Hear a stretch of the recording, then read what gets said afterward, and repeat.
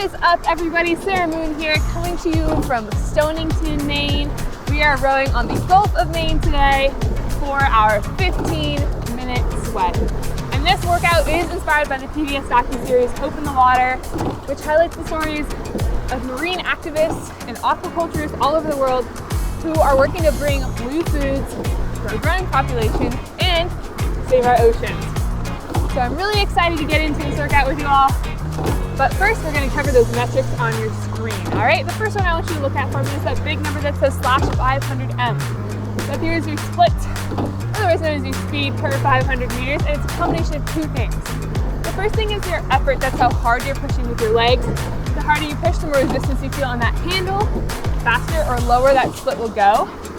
Pair your effort with your rhythm number. That's at S/M. It stands for strokes per minute. And you're gonna get your split. All right. We're gonna get into it, y'all. We're gonna find 24 on that rhythm number right here.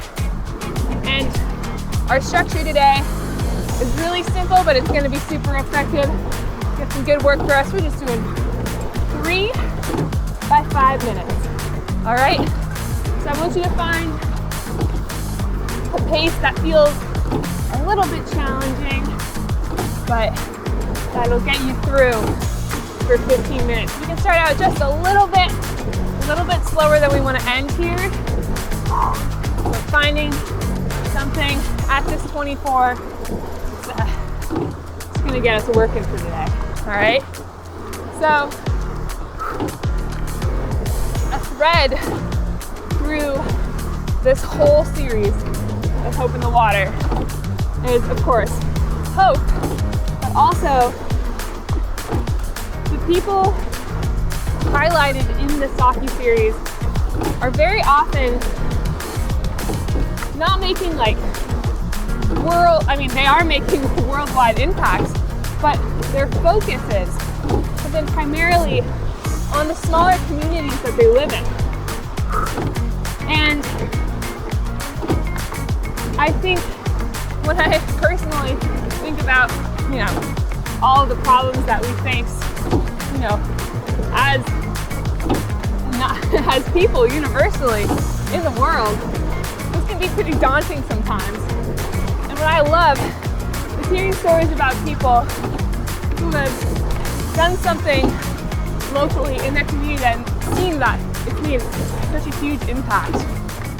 And one of those people, her name was Dr. Talia Young, and she basically set up this program called Fishadelphia, which basically links up local fishermen who fish off the Jersey Shore and the East Coast and gets those fish directly to clients. And it's a pay-what-you-can sliding scale of payment. So it works both for income-restricted families and those fishermen who maybe need to make sure that their product, is getting sold. So that story in particular really kind of stuck with me because a couple years ago, I moved from Boston to this tiny little town in Vermont.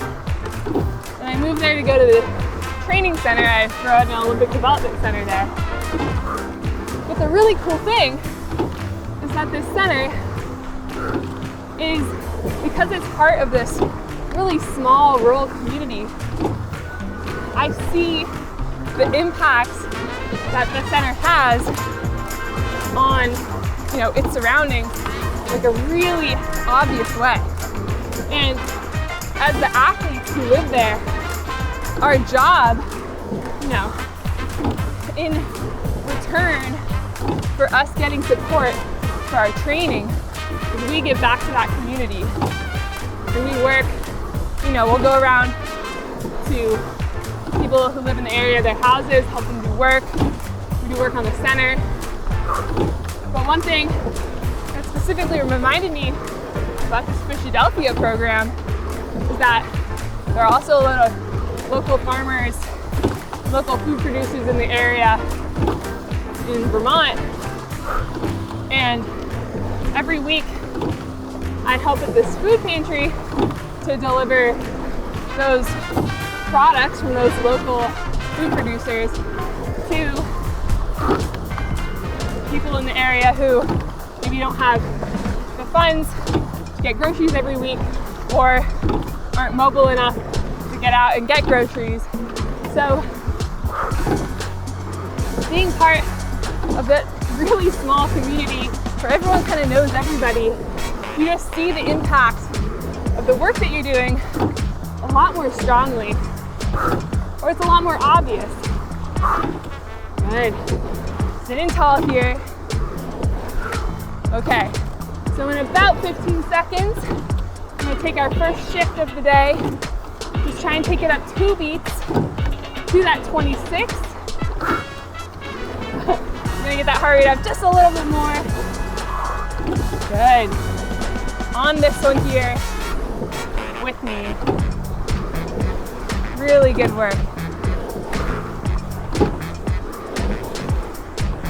Really nice. So I think finding our community, just like remembering that even if you live in a big city, you have these pockets that you find, you know, maybe like in the classes that you do, or through work, through rowing. We have a really great community here of us all being together, but we're always stronger doing the things,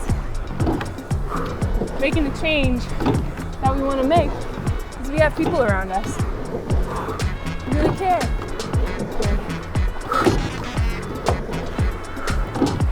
So, I mean, personally, the groups that I've found,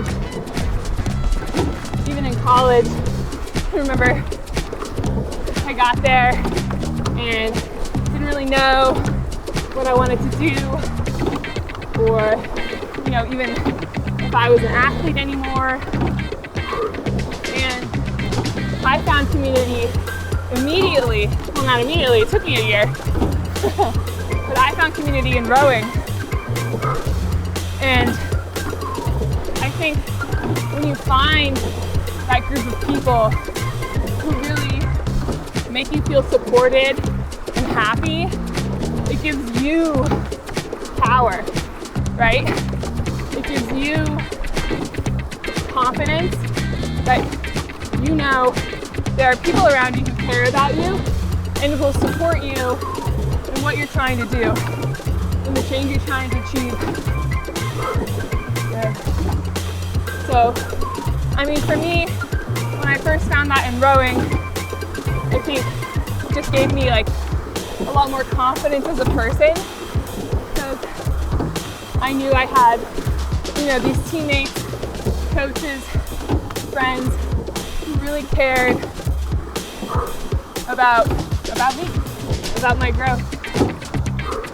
And having that support, I think, helped me like find my voice a little bit, and I mean, have the confidence to even do something like this today. So once you have that support and have those people in your life, I think that gives us the platform to say, oh, I want to make a change here. I want to do something.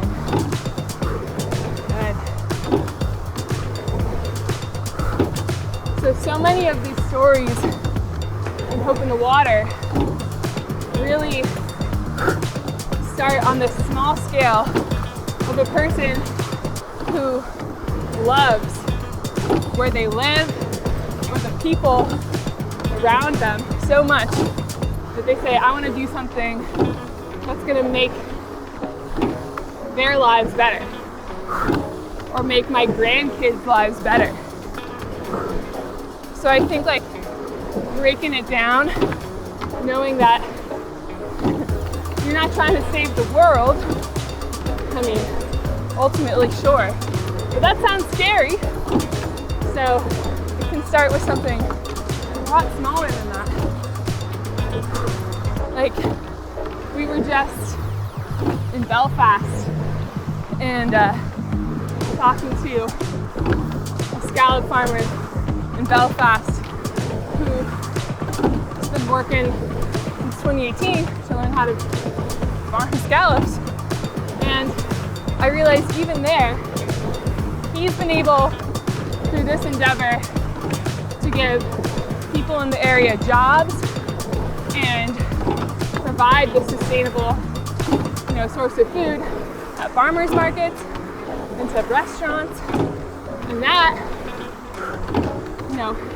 he's one man and has made the lives of, I don't know, probably countless people around him better.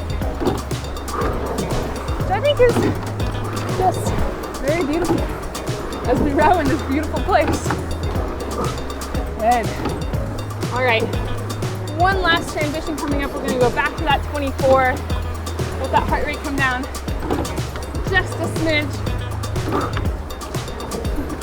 I gotta tell you, this is maybe my 5th time in a coastal boat now. I'm rowing it around Maine. And it is very different from a flat water road show. So we're out here getting tossed around. I'm just trying to find that relaxing rhythm. Even as I get bumped around in the water here, find that even press. So let's take a little focus there. Good. Nice big push at that 24. Good. Getting bumped around in the ocean swells. Really good work. Breathe and send.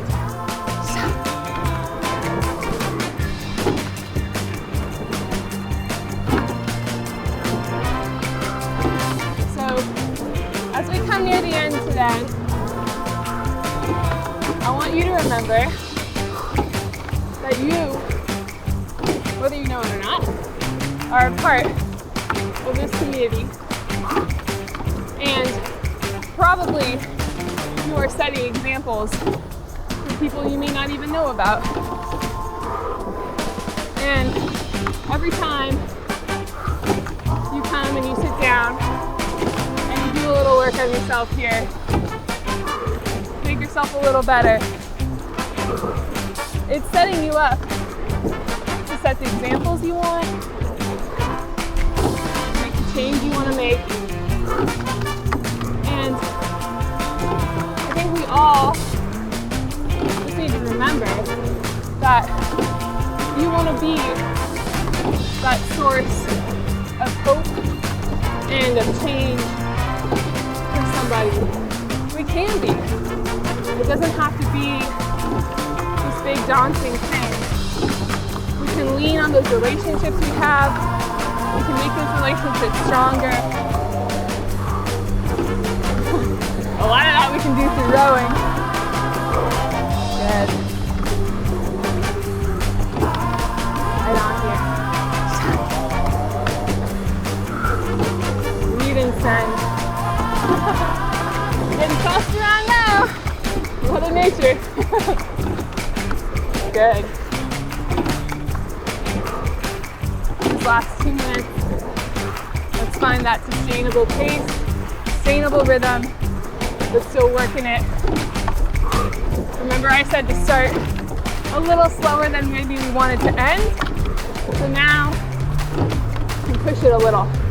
Push it with those legs. Sit up tall, find the breath. Good.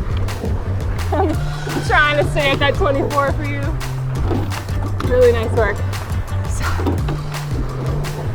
take it all the way home today. Good.